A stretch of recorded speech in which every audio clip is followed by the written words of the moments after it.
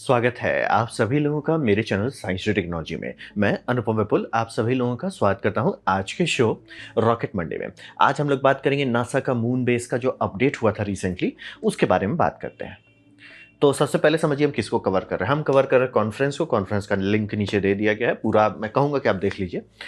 ये 26 मई 2026 को हुआ था हेडक्वार्टर, नासा का हेडक्वार्टर में, डीसी में, डिस्ट्रिक्ट कोलंबिया। हमको लगा डायरेक्ट करंट होगा। खैर, यहाँ पे बेसिकली प्लान जो है कि परमानेंट लूनर साउथ पोल का जो इनको बेस बनाना है उसका प्रोसीजर क्या है, मिशन आर्किटेक्चर क्या है। मतलब ये जब से आया तब से इनको एकदम क्लियर गाइडलाइन दिया गया है। और रहा बात ये समझना बहुत जरूरी है कि अमेरिका को पता है कि वो जाके हडिपा मार के वापस नहीं आना है, क्योंकि उसका यूजलेस हो जाता है। जैसे अपोलो के बाद जो ग्रोथ होना था हो गया टेक्नोलॉजी में, लेकिन वो जो यू टर्न मारे बहुत चीज़ स्टैग्नेंट कर दिया, दोबारा वैसा नहीं हो। तो इसलिए पूरा प्रोसीजर है कि जाके वहाँ रुक जाना है। मतलब कि वो बोरिंग हो जाना चाहिए, जैसे आपका आईएसएस में लोग का जाना है। मतलब बस है सर, वो जाते हैं, कोई बड़ी बात नहीं है। तब मतलब एक्चुअली इंसानियत तो वैसे ही आगे बढ़ेगा कि ये सब चीज़ बोरिंग होने लगे तभी उस पर ग्रोथ होता है। तो वही है। और इसका आउटलाइन किया कि मून बेस का फेजेस क्या है, कैसे कैसे उसको स्ट्रक्चर में बनाएंगे, और कमर्शियल पार्टनरशिप पे ये पूरा ध्यान दे रहे हैं। ये इनका मेन एसेंस है। बिस्पोक मिशन के पीछे नहीं भाग रहे हैं कि हमको एक रोवर दीजिए जो सब कर सकता, नहीं, हमको 10 रोवर दीजिए, उसमें से कोई ना कोई तो काम कर लेगा। पूरा मतलब अपोलो था एकदम, पूरा देश लगा है एक बिस्पोक बनाना, पैसा आग पानी की तरह बहाए। यहाँ अफोर्ड नहीं कर सकते। यहाँ का पूरा हिसाब है कि ऐसा बनाना है कि सस्ते में निपटे और मल्टीपल राउट ऑफ रिडंडेंसी रहे। तो वो उसी को पूरा फोकस किया कि ये कैसे अचीव करेंगे। एक होता है बोल देना, इग्निशन से इन्होंने बोला, ये मतलब नया एडमिनिस्ट्रेशन आए हैं, इन्होंने बोल दिया कि सर हम ये करेंगे, तो उसका कुछ रिजल्ट हुआ, आपने क्लेम तो कर दिया, कुछ रिजल्ट का। ये इग्निशन के बाद का सेकंड प्रेस कॉन्फ्रेंस समझ लीजिए, और जिसमें कि हमने क्या प्रोग्रेस किया कुछ महीनों में, किसको कॉन्ट्रैक्ट दिया, किसको कॉन्ट्रैक्ट से हटाया, क्या क्या हुआ, वो यही अपडेट था। तो और रहा बात काफ़ी लोग का है, ये हमको समझ में नहीं आता इलॉन मस्क इतना ब्रेन डैमेज कैसे फैला देता है दुनिया में। सबको है कि मार्स जाना है, इसलिए सर मून बोरिंग नहीं है। बोरिंग मतलब कि कोई सोचता नहीं है उसके बारे में, तब तक आप मार्स नहीं जा सकते। अगर आप मून पे स्ट्रक्चर नहीं बना सकते, मून पे ऑक्सीजन नहीं बना सकते, और स्ट्रक्चर में नहीं बोल रहा कि पूरा स्टील बनाइए, वो नहीं, वो सब नहीं बोल रहा है। रेगुलर से मतलब कि जो लूनर सॉइल है उससे आप अपना हैबिटेट को कवर नहीं कर सकते, क्योंकि अगर आपका एक हैबिटेट मॉड्यूल है जो मेटल का है, उसको अगर आप रेगुलर से कवर कर देते हैं, जो चीज़ 1-2 साल टिक पाएगा वो 5-6 साल से ज़्यादा चलने लगेगा, 25-26 भी चलेगा। क्योंकि अगर आप उसका थर्मल शॉक्स को कम कर देते हैं, रेडिएशन कुक ऑफ को कम कर देते हैं, ऑब्वियसली बहुत लंबा चलेगा। तो वो सब तो अगर आपने किया ही नहीं है, भांज देना वो इलॉन मस्क वाला बात है ना, इलॉन मस्क वाली बात हो जाती है। हमने सर टनल बनाए हैं सर, दुनिया में तो आज तक ऐसा है नहीं कि 200 साल से इंसानियत टनल बना रहे हैं, हम पहले हैं जिन्होंने टनल बनाया। तो वो पता नहीं कैसे हो गया। तो इसलिए यहाँ पे भी लोग इसका सिर खा रहे हैं कि अच्छा इससे क्या फायदा होगा, अच्छा मार्स जाएंगे इससे मार्स जाना है ना, ये करना ही पड़ेगा सर। तो हिसाब वही है कि स्टेपिंग स्टोन टू मार्स कह के सबको शांत करा रहे हैं। इसलिए सर वैसे नहीं होता है। अगर मतलब 1.8 समझ लिया एवरेज लाइट सेकंड की दूरी को आप नहीं मैनेज कर सकते हैं, आपसे नहीं मैनेज होने वाला है मार्स, होना ही नहीं है। मतलब जाके हडिप्पा मार के आ जाओ वो अलग बात है, लेकिन फिर वो तो वही पॉइंटलेस हो गया अपोलो जैसा। स्टेबल करने के लिए आपको मून पे पूरा एकदम कंट्रोल होना चाहिए सर। मून सॉर्टेड है, और मून पे बहुत सारा चीज़ कर सकते हैं स्पेस मिशन के लिए जो कंपलसरी हुआ है। जैसे कि मून पे इन्फिनिट ऑक्सीजन है, मतलब आपको ऑक्सीजन के बारे में सोचना ही नहीं है मून पे। मून पे बहुत बढ़िया से बड़ा बड़ा रेडियो रिसीवर बना सकते हैं, ऑप्टिकल रिसीवर भी बना सकते हैं, जो कि आपको मतलब धरती पे कितनों कैसा खर्च कीजिए उतना सेंसिटिविटी नहीं देगा, क्योंकि अर्थ में 100 किलोमीटर का कवच लगा हुआ जिसे हम लोग कहते हैं एटमोस्फेयर। तो फिजिक्स सीधा सीधा बोलता है सर पहले मून सॉर्ट करो तब जाके मार्स जाओ। लोग को जो उछला दिया इलॉन मस्क तो ठीक है, अब लोग तो भूल जाते हैं ना कि 2020 में ही इलॉन मस्क लैंड कर रहे थे मार्स पे। तो अब बात करते हैं डिलीवरी सिस्टम क्या है। तो डिलीवरी सिस्टम है कि ब्लू ओरिजिन का ब्लू मून मार्क 1 को अप्रूवल किया गया। ये नासा के पास है बाय द वे, ये ब्लू ओरिजिन के पास नहीं है, ब्लू ओरिजिन ने बना के नासा को दे दिया, नासा इसका टेस्टिंग कर रहा है। तो इसका काम है कि ये टेस्ट करेगा जो प्रिंसिपल प्रोटोकॉल जो डिजाइन किया जा रहा है वो टेस्टिंग हो रही है, क्योंकि इसी का बड़ा भाई पे एस्ट्रोनॉट्स को ले जाना जाएगा। तो इसको ऑब्वियसली आप टेस्ट करोगे ना, एक मतलब स्केल डाउन टेस्ट वर्जन है, और इसका सिर्फ एक नहीं है, 2 ठो है। ये एक टेस्ट होगा, फिर दूसरा एक टेस्ट होगा जिसमें वो एक्चुअली रोवर को लैंड करेंगे, और एक ठो डमी फुल साइज है जिसपे ये डॉकिंग वुकिंग करके आर्टेमिस 3 में टेस्टिंग करेंगे। तो ये, और इनका इसका कैपेसिटी है 3 ton to lunar orbit, sorry lunar surface. मतलब इसके ऊपर में रोवर रखा जाएगा, वो 3 टन तक का हो सकता है, ये आराम से उसको हैंडल कर लेगा। और इसका मेन फोकस यही है कि इसको चांद से कोई लेना नहीं, इसका मेन काम है डी रिस्क। ये वर्ड आपको बार बार इसमें सुनने को मिलेगा, डी रिस्क मतलब है कि क्लेम कर देना वर्सेस डिलीवरी करना, उसके बीच में आता है सेफ्टी। सेफली करना यानी कि आपने कई बार ये कर चुके हैं, सॉर्टेड है, हमको लोड नहीं लेना है, अननोन कम है। जैसे कि ओरायन था तो ओरायन को पहले अनक्रूड भेजा गया, फिर उसको क्रूड भेजा गया, तब अब थोड़ा भरोसा है कि आर्टेमिस 3 में भी आप दोबारा ओरायन के अंदर एस्ट्रोनॉट्स को रख सकते हैं। तो वैसे ही डी रिस्क किया जाता मिशन, एक शॉट में कूदते नहीं है। और बाय द वे अपोलो में भी यही हुआ था, ऐसा नहीं था कि अपोलो लॉन्च के सीधे चांद पे पहुंच गए। मल्टीपल मतलब पहले ऑर्बिट जाओ, ऑर्बिट में जाके लूनर फ्लाई बाय करो, फिर डॉकिंग करो, एक एक करके जो जो स्टेप किया गया था वो अभी भी वही किया जा रहा है। तो ये तो हो गया आपका बड़ा लैंडर्स के लिए। दूसरा है फायरफ्लाई का एस्ट्रा। ये मतलब थोड़ा सा यूनिक डिप्लॉयमेंट है कि ये आएगा, लैंड होने के पास पहुंचेगा, तभी ये ड्रोन छोड़ देंगे। अब रहा बात, ये मार्स ड्रोन जैसा तो है नहीं क्योंकि हेलीकॉप्टर नहीं है, पंखा नहीं है, एयर नहीं है, तो ये सब अपना थ्रस्टर का इस्तेमाल करके फाइनल लैंडिंग करेंगे। मतलब ये इसको उतारेगा नहीं, वहां से ये टेक ऑफ नहीं करेंगे। ऑलमोस्ट पहुंच गया है, करीब 1 या 2 किलोमीटर की ऊंचाई पर रहेगा सरफेस से, तभी ये सब ड्रोन्स भाग जाएंगे। और रहा बात, ये ड्रोन पे इनको बहुत होप है। पहली बात 4 है, 4 में से कुछ ना कुछ तो चल ही जाना चाहिए। और मेन ये है कि ये सेंटीमीटर पिक्सल का रेजोल्यूशन देगा, अभी है मीटर पर पिक्सल का। यानी कि अगर आप नासा के पास बेस्ट मून का मैप निकालते हैं, उसमें कितना जूम इन कर सकते हैं, 1 पिक्सल में 1 मीटर स्क्वायर आता है, वो उतना हाई रेजोल्यूशन नहीं है। ये सबका कि जो जो एरिया को ये प्रोस्पेक्ट करेंगे वो पर सेंटीमीटर में उतार देंगे। वो इतना डिटेल रहता है कि आप रोवर्स को भेज सकते हैं, वाटर के लिए ड्रिल कर सकते हैं, जो जो आपको करना है वो आप इस पर कर पाएंगे। वो मतलब इतना रेजोल्यूशन बढ़ा देगा। तो ये फायरफ्लाई का एस्ट्रा स्पेसक्राफ्ट है, ड्रोन लैंडिंग को संभालने के लिए है। मिड एयर डिप्लॉयमेंट है, मिड ऑर्बिट डिप्लॉयमेंट। फिर है आपका एस्ट्रोबॉटिक ग्रिफिन, ये भी दूसरा है। ये मतलब ये टेम्प्रोरी है, ये परमानेंट है। मतलब इसको बनाया जा रहा बस ऐसे टेस्टिंग के लिए, बनाओ टेस्ट करो फिर हमारा बड़ा वाला में आ जाएंगे। और ये मतलब फाल्कन 1 समझ लीजिए। ये है कि हम यही काम के लिए बना रहे हैं, नासा ये क्लिप्स मिशन के लिए। मतलब कि हम 1 टन के आसपास या 2 टन के आसपास ले जा सकते हैं और हम रोवर्स करेंगे, क्योंकि नासा का पूरा लॉजिक है खूब सारे टेस्टिंग करने हैं, एक से नहीं होगा। तो ये तो 1-2 करके वो अमेजोन इसको छोड़ देगा, ये चलता रहेगा उसके पीछे। इसीलिए बोले ना, हर जगह पे मल्टीपल वेंडर्स हैं। तो एस्ट्रोबॉटिक्स का ग्रिफिन जो है ये रोवर को डिप्लॉय करने के लिए इसी को सेलेक्ट किया गया है। तो पैसा भी बांट रहे हैं, मतलब थोड़ा सा ब्लू ओरिजिन के पास जाए, थोड़ा सा फायरफ्लाई के पास जाए, थोड़ा सा आपका एस्ट्रोबॉटिक्स के पास जाए, सबको ऐसे फैलाया जा रहा है और कोई ना कोई तो कर ही लेगा।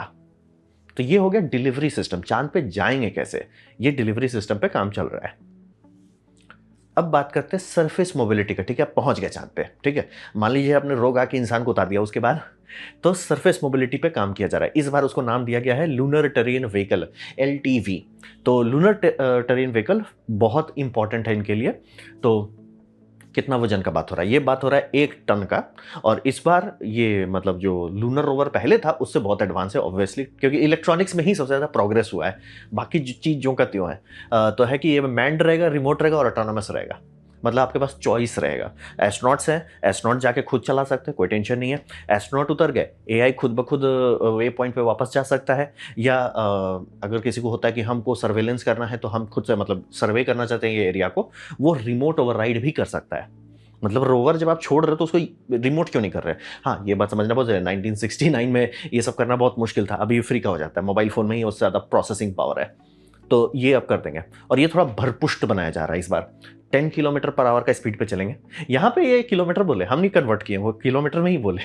बाद में एरिया में माइल में बोलने लगे, हम लाइक खुद ही चेंज कर रहे हो। तो 10 किलोमीटर पर आवर का स्पीड रहेगा, 200 किलोमीटर का रेंज है। ये वाला बात मैं श्योर नहीं हूँ, ये ऑब्वियसली और जैसे टाइम होगा तो हमें शॉर्ट होगा, क्या होगा कि मतलब ये एक फुल चार्ज में 200 किलोमीटर चलता है, कि बीच बीच में रुक रुक के 200 किलोमीटर चलेगा, कि मैक्सिमम में मान लीजिए कोई जैसे ये कंज्यूमेबल बैटरी है कि इसे भैया 200 किलोमीटर के बाद खत्म हो जाएगा। आई डोंट नो मतलब एग्जैक्टली क्या कर रहा है, कैसे कर रहा है। और दूसरा है कि फ्रीज नहीं होना चाहिए लूनर नाइट में, यानी कि इसीलिए इसको भी दिखा रहे कि क्रेटर के अंदर जा रहा है।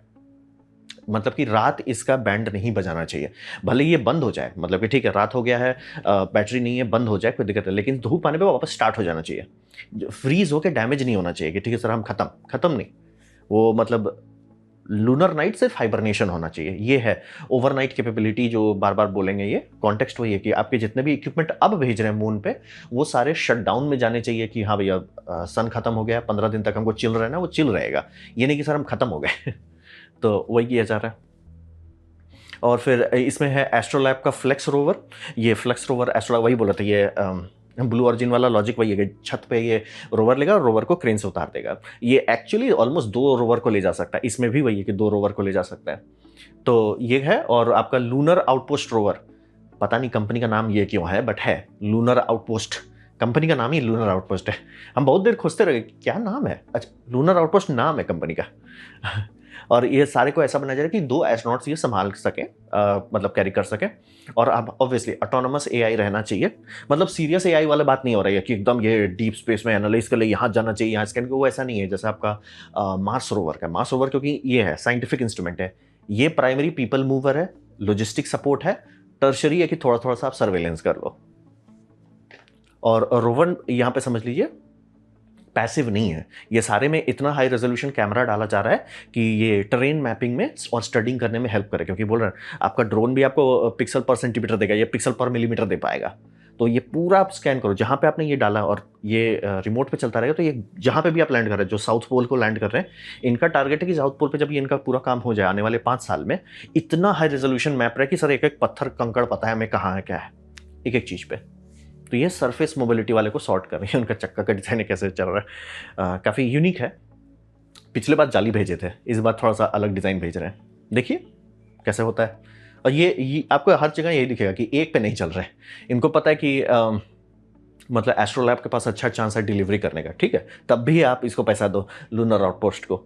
हमेशा हर चीज़ में मल्टीपल रिडंडेंसी होनी चाहिए, एक के भरोसे अछू नहीं होना चाहिए। अब बात करते हैं साइंस का। तो साइंस में यहाँ समझिए इन्होंने पूरा प्लान बनाया हुआ है 3 फेज का। 3 फेज है, 100 ऑफ स्क्वायर माइल्स, यहाँ पे माइल्स बोले हम किलोमीटर कर दिए। तो वही है, लूनर साउथ पोल पे ये पूरा हडिपा मारना चाहते हैं, इनका लॉजिक वही है। शैकल्टन क्रेटर को पकड़िए और उसके पूरा अगल बगल वाला एरिया को हड़प लीजिए कि चाइना उस पर हाथ नहीं मार सके। एकदम पूरा ये हमारा इलाका है, उस पर पूरा करना है इनको। और फर्स्ट होगा robotic scouting and risk reduction. तो ये जो आप फर्स्ट पेज में देख रहे हैं ना, जो क्लिप्स मिशन है, ये सारा वही काम के लिए। आप चांद पे जाना बोरिंग बनाओ, चांद पे कम्युनिकेशन करना बोरिंग करो, चांद पे लैंड करना बोरिंग करो। वो सारा चीज़ हमारे लिए लोड लेने वाली बात नहीं होनी चाहिए, रिस्क वाला बात नहीं होनी चाहिए, वो सब सॉर्टेड है, काम करेगा, बोरिंग। तो वही है रिस्क रिडक्शन और रोबोटिक स्काउटिंग। ये मतलब ये जो एरियाज जो है मून फेज 1 का जो है, ये पूरा एरिया आपको हमको एकदम ऑलमोस्ट सेंटीमीटर पर पिक्सल के लेवल का हमको एकदम डेटा चाहिए। मतलब एक एक कंकड़ कहाँ है, पत्थर कहाँ है, गेस करके नहीं लैंड करना है, एग्जैक्टली यहीं जा रहे हैं। फिर हो गया फेज 2, यहाँ पे अर्ली इंफ्रास्ट्रक्चर और हैबिटेशन होगा। यहाँ पे मतलब थोड़े बड़े बड़े हैबिटेट मॉड्यूल डाले जाएंगे जो कुछ दिन रुक पाएगा, जिसमें मतलब आप समझ लीजिए न्यूक्लियर पावर का भी बात होगा। और यहाँ पे स्टे वाली बात होगी कि कुछ दिन रुक रहे हैं एस्ट्रोनॉट्स। अभी जो फेज 1 है वो है कि जाए आ गए, वो हटिपा ही है। लेकिन स्टेज 2 में कि नहीं सर गए और रुक गए। 3 और 4 में आएगा आपका वो क्या बोलते हैं कि एक्चुअली रुक रहे हैं, मतलब ये कंटिन्यूअस मैन्ड मिशन रखना अभी बहुत दूर है, बहुत दूर है, अभी उसका ट्राई भी नहीं किया जा रहा है। लेकिन एंड गेम वही है कि आपको वहाँ जाना है कि लोग हर टाइम मून पे कोई ना कोई रहता है। थर्ड फेज है आपका परमानेंट सस्टेनेबल प्रेजेंस। यहाँ पे मेहनत किया जाएगा आपका इन सीचू रिसोर्स यूटिलाइजेशन का, कि मतलब मटेरियल कैसे बना। बोले चांद क्या है, चांद है मिनरल्स। मिनरल्स क्या है, ऑक्सीडाइज्ड एलिमेंट्स हैं। ऑक्सीडाइज्ड एलिमेंट्स का मतलब क्या होता है, चाहे सिलिकॉन है जो ऑक्सीजन से बंधा हुआ है, आयरन है जो ऑक्सीजन से बंधा हुआ है। तो ऑक्सीजन का तो आपको टेंशन ही नहीं लेना है, थारा भाई के पास बहुत ऑक्सीजन है, टेंशन नहीं लेना। टेंशन लेना है तो हाइड्रोजन का, हाइड्रोजन एकदम नहीं है। तो पानी के पीछे जो भाग रहे हैं वो कारण वही है, जो ब्लू ऑरिजिन का कि भैया हाइड्रोजन पे आपने इंजन क्यों बनाया, कारण वही है कि पानी के भरोसे सब लोग जा रहे हैं साउथ पोल पे। साउथ पोल पे अगर पानी मिलता है, काफ़ी मिलता है, उसको इलेक्ट्रोलाइसिस करके रॉकेट फ्यूल बनाना आसान हो जाएगा।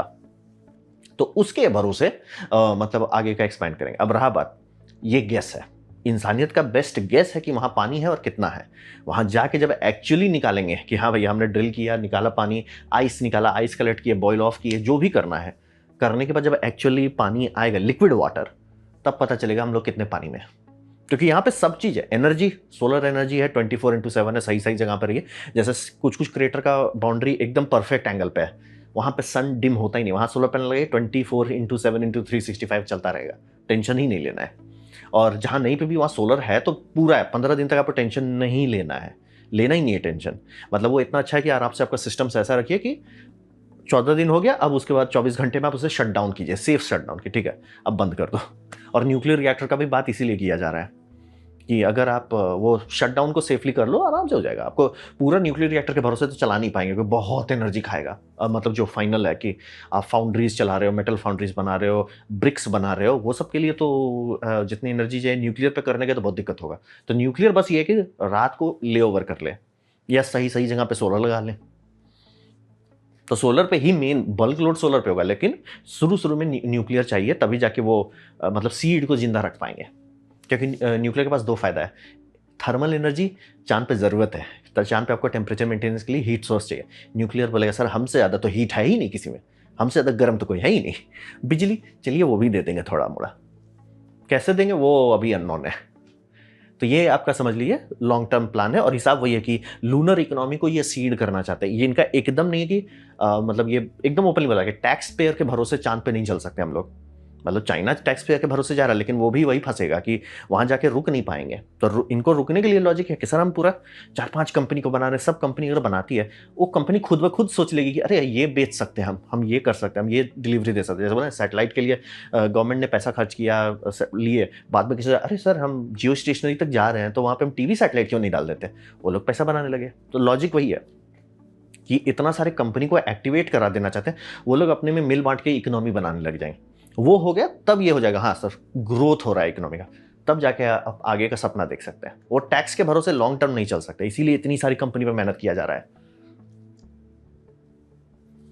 अब बात करते हैं, ये सब तो काफी अच्छा चल रहा है, लेकिन इसके बाद एक बूम हो गया, सेटबैक। तो समझिए नासा ने स्पेसएक्स को कॉन्ट्रैक्ट दिया था ह्यूमन लैंडिंग सिस्टम का। यही अमेरिका का मेन प्रॉब्लम है, अमेरिका के पास प्लान ही नहीं था कि करना क्या है। ओबामा जो आए थे, बुश के पास था प्लान कि हम चांद पे जाएंगे, मार्स पे जाएंगे। वो प्लान चल रहा था, ओबामा कैंसिल कर दिया। लेकिन कैंसिल करके ये नहीं किया कि ठीक है मार्स छोड़ो तुम मून पे ही रहो, वो भी नहीं। वो पगला गया। वो पगलाया तो इसका था कि हम ना एस्ट्रॉइड रीडायरेक्ट करेंगे। उसके लिए ऐसा ऊट पटांग चीज बनाया गया जिसका कारण था लूज मोशन, जिसे आप लोग कहते हैं लूनर गेटवे, जिसे अभी कैंसिल कर दिया गया है। तो फंस गए। बहुत टाइम बीत गया, ट्रंप आता है, ट्रंप बोलता है कि हमको चांद पे जाना है। ठीक है सर, तो किसको देंगे कॉन्ट्रैक्ट। मतलब रॉकेट बन गया है, ठीक है, एसएलएस बन गया है, रेडी है, डिले है बट हो गया, सॉर्टेड है। फिर आपका है कि कैप्सूल, क्रू कैप्सूल, वो भी ओरायन है, वो डीप स्पेस के लिए बनाया गया, सॉर्टेड है, टिकट एंड गो है। अच्छा सर लैंड कैसे करोगे, उसका कोई आइडिया ही नहीं, किसी के पास कोई आइडिया ही नहीं करेंगे क्या। तो वो उसको सॉल्व करने के लिए इसीलिए एचएलएस कॉन्ट्रैक्ट बनाया गया कि ठीक है हमें तुरंत कोई दो। तो स्पेसएक्स को कॉन्ट्रैक्ट दिया गया 2021 में, और उस टाइम इलॉन मस्क भांज रहता है 2024 में इजीली हो जाएगा। ये स्टारशिप की बात हो रही है। फिर नासा कुछ दिन देखे और बोले कि सर ये तो फूक रहा है, 2025 कर दो। अभी उसको कर दिया भैया 2027 भी हो जाए तो बड़ी बात है। तो बाय द वे मेरे को तो वो भी डाउट है। फिर हुआ जब ये सब हुआ तो नासा ऑफिशियली डिक्लेयर कर दिया कि इनका डिले इतना हो रहा है कि नहीं हो पाएगा। और यहाँ रेस की बात हो रही है, आपको चाइना से पहले जाना है, रेस है वो, उप्स नहीं कर सकते, अरे हो जाएगा, I make delay but make impossible possible, वो सब डायलॉग नहीं चलेगा, टाइम लाइन है। तो टाइम लाइन के हिसाब से इनको आएगा कि भैया ब्लू ओरिजिन को कॉन्ट्रैक्ट दिया जाए, क्योंकि और तो कोई है भी नहीं रेस में। तो ब्लू ओरिजिन को कॉन्ट्रैक्ट दिया गया May 19, 2023 में। तो वही हो गया। अब रहा बात की अभी हम लोग कहाँ हैं 2026 में। स्टारशिप का बहुत कम चांस है कि 2030 तक वो इंसान को चांद पे रख पाएगा, बहुत कम है। अब मैं ह्यूमन लैंडिंग की बात कर रहा हूँ, बहुत ही कम चांस है। ऐसा क्यों? मई अभी चल रहा है जिस टाइम मैं वीडियो बना रहा हूँ, 2026 में 12-0 पे ये चल रहा है, यानी 12 लॉन्च किए हैं इंटीग्रेटेड। टेस्ट मत बोलिएगा, आप पूरा रॉकेट बना के FAA से फ्लाइट लाइसेंस लेते हैं तो वो टेस्ट नहीं है, 1-2 बार तक चलता है। लेकिन फिर अब आप 12 बार 50 बार भी कर दो तो फिर कोई मतलब नहीं रहेगा ना। जैसे मैं ग्रास हॉपर को नहीं गिनूंगा कितना बार भी वो फटे, क्योंकि वो टेस्ट था। ग्रास हॉपर फटते रहे, कोई दिक्कत नहीं है। फिर आपका हो गया, आप टेस्ट कर रहे हो रॉकेट को क्लैम्प करके, उड़ना नहीं है, आपने लाइसेंस नहीं, और रॉकेट फट गया, कोई दिक्कत नहीं है। लेकिन आप लॉन्च कर रहे हो इंटीग्रेटेड करके, और उसके बाद भी आप ऑर्बिट नहीं पहुंचे, क्योंकि कभी ये हो रहा है कभी वो हो रहा है, वो 12-0 पे चल रहा है। और बूस्टर मिसहैप जो अभी हुआ, यानी कि इस वाले के केस में जब बूस्टर आया तो बूस्टर छींक दिया गलत तरीके से और गलत जगह पे लैंड किया, FAA ट्रिगर हो गया है, यानी कि FAA प्रोब डिमांड कर रहे हैं। अब अगर खुशकिस्मत रहे तो तुरंत हो जाएगा, मे बी 1-2 हफ्ते में। बदकिस्मत रहे तो 1-2 महीना तक चिपका सकते, या ऑलमोस्ट आधा साल। वो गवर्नमेंटल चीज़ है, उसको छूना नहीं है, लेकिन है ट्रिगर तो कर दिया, आपका रॉकेट बूम किया। 12th टाइम आप कर रहे हो और आप मार बोला रहे V1 है V2, सर आपका कोई डिज़ाइन कंप्लीट नहीं है। आपका V1 पहुंच जाता ऑर्बिट में, डिलीवरी करने लगता, उसके बाद आप रिफाइन करते, अलग बात होता। आपका डिज़ाइन वो सही नहीं था, आपने V2 बनाया, वो भी सही नहीं था, फिर आपने V3 बनाया, वो अभी का जो रिजल्ट है वो फट गया है। देखिए ये 12th बार में नहीं सूट करता। आप मार इसको टेस्ट कर दीजिए, नहीं सूट करा, इसीलिए नासा को कॉन्ट्रैक्ट देना पड़ा वो इसका। और बाय द वे बोलिएगा मत कि ये हुआ था, क्या बोलते हैं, लॉ सूट किए थे। स्पेसएक्स पे खुद लॉ सूट किया था, नहीं तो उसको कोई कॉन्ट्रैक्ट ही नहीं मिला, यूएलए को सब मिल रहा था। तो लॉ सूट करते, दूसरी बात लॉ सूट से नहीं मिला। मिला जब ये देखने लगे कि आप डिलीवरी नहीं दे रहे हो और नहीं होने वाली आपकी डिलीवरी, तब दिया गया कॉन्ट्रैक्ट इसको। तो ये हो गया। और इसमें अभी जेरेड आइसमैन खुद बोल रहा है कि स्पेसएक्स को, यानी कि इलॉन मस्क को, भाई फूकना बंद करो, डी रिस्क करो मिशन को। यानी कि ये जो रिफ्यूलिंग वाला लॉजिक है वो नहीं चल सकता कि भैया हम रॉकेट ले जाएंगे ना उसको रिफ्यूल करेंगे। भैया आपने 12 बार टोटल किया और आप कह रहे हो 15 बार हमें रिफ्यूल करना है। नहीं होने वाला है, मतलब इन टाइम मैं एकदम क्लियर कर दे रहा हूं। क्या भविष्य में कल हो सकता है? हो सकता है, कोई असंभव बात नहीं है, लेकिन क्या 2030 से पहले कर सकते हैं? बहुत ही रेयर चांस है। और अभी एफएए खोल दिए तो वो आराम से 3-4 महीना खा सकता है, या वर्स्ट केस सिनेरियो पूरा आधा साल खा जाएगा। तो मिशन आर्किटेक्चर सिंपल नहीं है, वो मल्टी रिफ्यूलिंग तुरंत जो आपको टाइमलाइन है उसमें नहीं कर सकते। इसीलिए चाइना है ना कि 2 छोटा रॉकेट लीजिए और दोनों चांद पे फेंकिए, चांद पे उनकी डॉकिंग कराइए, काम करके आ जाइए, लोड मत लीजिए। ये चाइना का है। डे 1 से उनका प्लानिंग है कि हमको क्या करना है, कैसे करना है। जरूरत से ज़्यादा बड़ा रॉकेट नहीं बनाएंगे, छोटा छोटा 2 रॉकेट से शादी करके निपटा देंगे। अब रहा बात ब्लू ओरिजिन, वो अभी तक तो सही चल रहे थे कि हाँ भाई आपका स्लो एंड स्टेडी अप्रोच है और लॉजिकल है। अगर टाइमलाइन क्रिटिकल है कि 2030 से पहले लैंड करना है तो ब्लू ओरिजिन का अप्रोच ज़्यादा प्रैक्टिकल, इसीलिए उनको मिल रहा है कॉन्ट्रैक्ट्स कि ठीक है चांद पे लैंड कराइए आप सामान।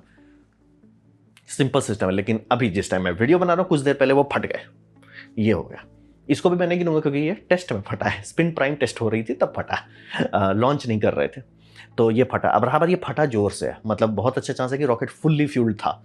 फुल्ली फ्यूल्ड रॉकेट फटता है तो किलो टन में फटता है, यानी कि ऑलमोस्ट मिनिएचर न्यूक था। और हाँ ये चूंकि ये केप कनावरल है, केप कनावरल के अगल बगल में बहुत सारे होटल्स हैं, मतलब अगल बगल नहीं कि मुंह पे, एज इन लाइक कई किलोमीटर की दूरी पे हैं, और उनके सिक्योरिटी कैमरा में इसका फुटेज दिख रहा है, तो आपको समझ में आएगा कितना बड़ा साइज है।